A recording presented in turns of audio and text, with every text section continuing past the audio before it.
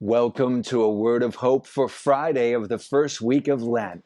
My name is Father Brendan Curran, Dominican promoter for justice and peace.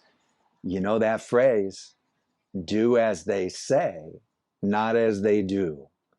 Today's gospel is a great challenge to remind us of that practice. It's a good one. Jesus reminds them, those who are listening in his teaching, recalling that if you bring a gift to the altar in the temple and then recall that your brother has something against you, go, make amends, reconcile with your brother, then come back, pick up your gift, and give thanks to God. How often are we caught up in being all about the right words? Lent gives us way too many easy tricks. Lent's the time where we get to that one time of the year to go to reconciliation.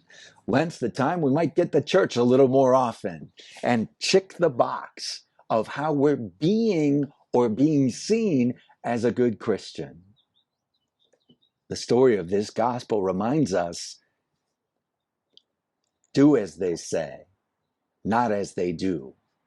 That means we have some issues with a brother, a member of our family, a neighbor, or even your enemy. What does Jesus say? Jesus said, remember, I say, love your enemies.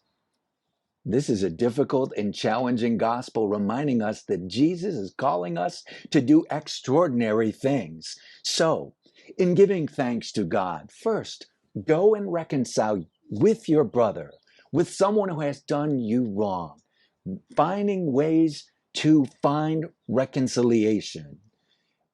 Say you're sorry. Admit that you're human.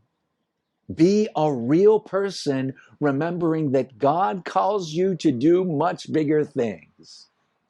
Make your amends. Then come and celebrate God's love. In this time of Lent, we're just past 1 week. Has it rubbed off the ashes that we have said that we will be about over these 40 days and nights? Are we ready to continue on and to be willing, vulnerable, to be changed, to be transformed, to learn that we can be people of new life? That's the spirit of this gospel. So, in order to experience the resurrected Christ, first, go and experience the movement of God changing our lives and celebrate it, seeing that God gives us new life. Let that be a word of hope for our lives.